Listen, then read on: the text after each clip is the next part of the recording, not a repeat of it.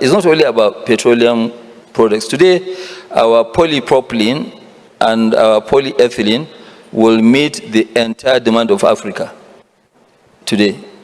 We're doing, we're doing base oil, which is to do like engine oil. We're doing linear benzene, which is raw material to produce LAB, which is raw material to produce detergent. We have 1.4 billion people population. Nobody is producing that in Africa. So all our detergents are imported, the raw material. We are producing that raw material to make Africa self-sufficient. And as I said, give us 3, maximum 4 years, Africa will not, and I repeat, and you can challenge me, will not import any more fertilizer from anywhere. We'll make Africa self-sufficient in both potash, phosphate. Even if you don't have enough, there is a lot in Morocco. Well, I'm very, very excited because the growth going forward, the future is Africa. We have whatever it takes to make Africa great. And I think that is why I'm not only putting in my own, money, I'm putting my soul and life in Africa to make Africa great.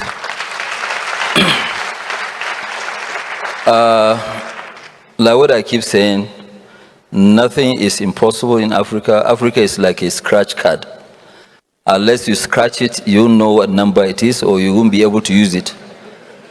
So that is why, for some of us, despite the boom of the capital market of the US, Google, Microsoft, and the rest, we didn't really participate.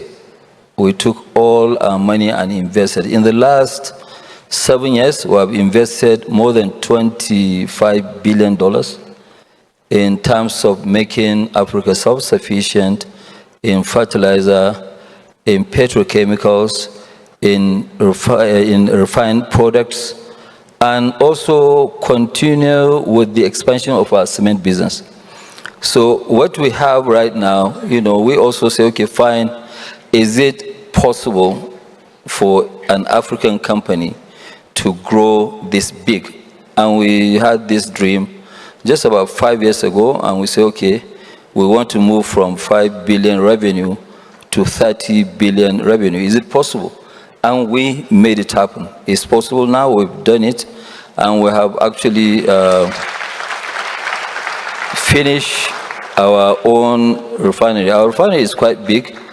It is something that we believe Africa needs, because we now looked at it and said, okay, fine, in Africa, do we really refine the oil we consume? Do we really refine the oil we produce? The answer is no. And you look for the entire continent, there are only 2 countries that don't import petroleum product, which is a tragedy. I mean, only Morocco, not only Algeria and Libya, but the rest are all importers. So we need to really change by making sure that, yes, we just don't go and produce raw material, we should produce finished products and create jobs. One of the things that we need to know as also Africans is that, yes, we produce raw materials, we export them. When you export raw materials and somebody now keep importing things into your continent and be dumping goods, what you are importing poverty and exporting jobs out. So we have to change the narrative. You've spent, thank you. You mentioned investing $25 billion in the last few years. 20 billion of that went into just this refinery, which is the largest on the continent. It opened a year ago. What is the impact so far of that having come on stream? There is quite of, in fact, we just commissioned in February. We've started now, we're producing jet fuel, we're producing gasoline, diesel. By next month, we'll be producing gasoline. But what that will do is that it will be able to take most of the African crudes that are being produced and also be able to supply not only Nigeria. Nigeria, our capacity is too big for Nigeria, but it will be able to supply in West Africa, Central Africa, and also South Africa.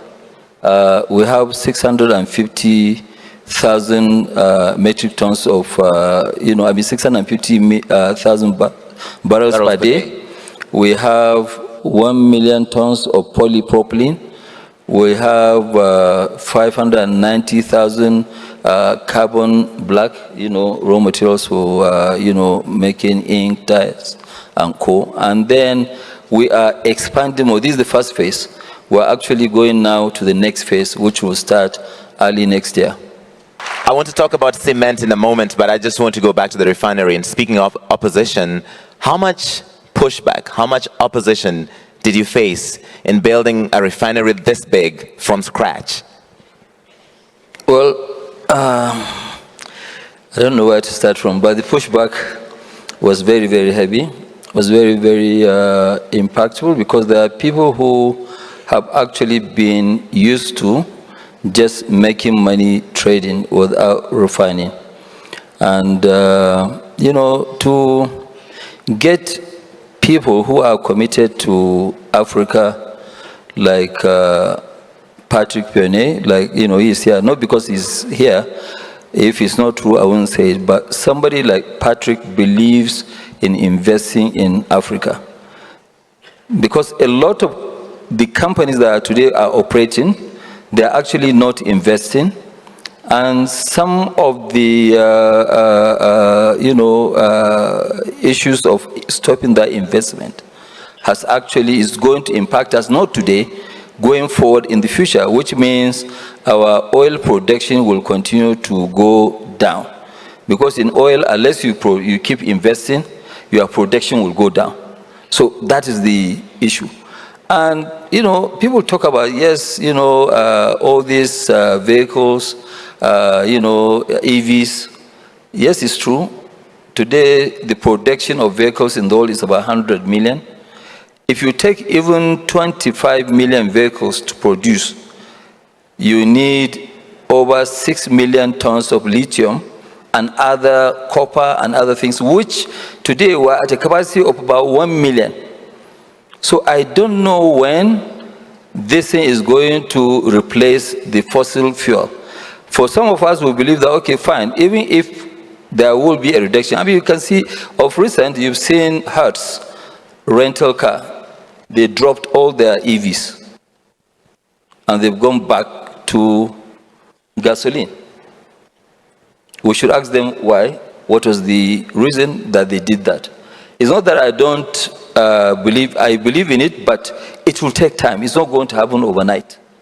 It's going to take time. But with us, we face the most challenging thing in terms of building this refinery. First of all, we couldn't find what you call an EPC contractor. That is engineering, procurement, and construction. The conditions that they were giving us were no conditions that we could actually take. The pricing that they were giving us wasn't a condition that we could actually even afford. So we, as Dangote, got so upset, and we set up our own internal team to now do the entire project. People will think that, refinery, okay, it's not a common refinery that was built. Our refinery is 650,000 barrels. Every single equipment that we have in the refinery was never ever designed or built because of the size. Smaller size have been done. Maximum refinery, I think it's about 420,000 barrels. We are the only ones, first in the world, to do 650,000, inclusive of petrochemicals. And we are the EPC contractors. So that's why today, if you go to our yard, you see that we have almost 340 cranes, 40, the equipment that we have construction equipment that we have is much more than the entire construction equipment of West Africa. Entire. You know, we had to do that. We had to build a port to be able to receive some of the equipment, because we had some 2 or 3 pieces that are 3,000 tons, one piece. So we had to build special ports to be able to receive those, you know, equipment. You know, challenging times, we had to, you know, do sand filling of 65 million tons of sand to bring off the level of the. So we face so many issues by running so much of infrastructure, which was zero in Nigeria. You know, we had no infrastructure. So we had to build all this infrastructure to be able to build. And the major burden on us was that, look, there is no room for failure because we were the EPC contractors. 90% of people never ever believed that we'll be able to deliver. But, you know, we've been able to deliver for now. That's incredible. You talked about the capacity is greater than what Nigeria can take in. You can export to West Africa, the rest of the region. But the first step is, when will Nigeria become fully self-sufficient? Do you think that you don't have to import oil? Yeah. Do you have a projection? Well, right now, Nigeria have no cost to import anything apart from gasoline. By sometime in June, next month, within the next 4 or 5 weeks, Nigeria shouldn't import anything like gasoline, not 1 drop of liter. And when you look at it, I will share you know, a publication of 31st of March 1975, which was now almost 50 years ago. Nigeria, we were working on removing queues of petroleum, you know, supply. So we've been trying all along, and we've been having issues. But right now, this issue has been addressed not only for Nigeria, for even our neighboring countries. We have enough gasoline to give to at least the entire West Africa. We have enough diesel to give to West Africa, Central Africa. We have enough aviation fuel to give to the entire continent, and also export some to Brazil and Mexico. So what... Please go ahead. What we're doing, I think we as an African company, and we're proudly African, is to see what are that. It's not only about petroleum products. Today, our polypropylene and our polyethylene will meet the entire demand of Africa today. We're doing, you know, we're doing base oil, which is to do like engine oil. We're doing linear benzene, which is raw material to produce LAB, which is raw material to produce detergent. We have 1.4 billion people population. Nobody is producing that in Africa. So all our detergents are imported, the raw material. We are producing that raw material to make Africa self-sufficient. And as I said, give us 3, maximum 4 years, Africa will not, and I repeat, and you can challenge me, will not import any more fertilizer from anywhere. We'll make Africa self-sufficient in both potash, phosphate. Even if you don't have enough, there is a lot in Morocco. But we're also looking at the opportunities. Our urea, we're at 3 million tons. In the next 20 months, we will be at 6 million tons of urea, which is, I think, the entire capacity of Egypt. We're getting there, and I'm sure we'll make everybody proud. Fantastic. Mr. Dangote, jump in. Yeah, let me jump in. Oh, well, Patrick, I don't know whether this is a compliment or is a...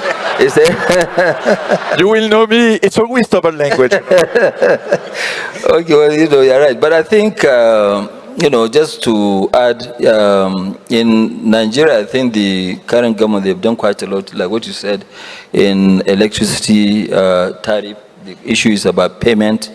And then they have also done quite a lot in terms of the PIA, which is Petroleum Industry Act. It's true, it might not be 100% perfect, but it's a start. And I'm sure the government is always willing to, and that is why we have somebody like you as the head of Total still investing. You are back to investment. Apart from this, the deal that we just closed this morning, you've closed even one last week on gas. Okay, even us, we have closed deals with Shell on gas because it makes sense. But I think the biggest challenge that we have as entrepreneurs in Africa is the inconsistencies in policies. Well, now you say, okay, yes, today we are going to drive left hand, or you say, okay, fine. Goalpost is here, just in front of you. When you are about to score the goal, then the government will remind you, the goalpost has been changed to behind you. So, so these are the main issues that are actually, they can bankrupt anybody. So I think we need to really look at it that, look, our own political leaders, what you need to understand is that it's a win-win. It's like what they say, you cannot clap with one hand, you clap with two hands. Now, I was telling somebody was talking about, you people are making too much money in cement, blah, blah, blah. Then later on, I reminded the person that, look, go and check our figures. For every 1 naira that I turn around, government collects 52%. So on every single naira? On every single naira we turn around, 52% goes to the government through various taxes. Okay, so it's not a tea party. Everybody, everybody is benefiting. And then there are quite a lot of countries, especially in East Africa, that we have helped. When we went to East Africa 10 years ago or 9 years ago, when we were building our own cement plants, we were paying $230 per ton. Okay, but after our plant, the price dropped to even as low as 65. So there are quite a lot of benefits, not only to the countries, but to also the citizens of those countries. We've created jobs. In the same Patrick is saying, yes, we lack skills. In the refinery we built, we had at a point 67,000 workers, but 35,000 workers from Nigeria have actually been trained, and I can assure you by the time we finish the project, they are better fitters, welders than the people we brought from India and other countries. Well certified. Right. Even an hour ago, I complained to President Kagame. At least you can come here visa-free. No, here is the best example, but I told him that, yes, as an investor, as somebody who really wants to make Africa great, I have to now apply 35 different visas on my passport. And I told Mr. President, I said, Mr. President, I really don't have the time to go and be dropping my passports in embassies to get a visa. But you see, the most annoying thing is that, yes, if you are treating everybody the same, then I can understand. I can assure you, Patrick doesn't need 35 visas.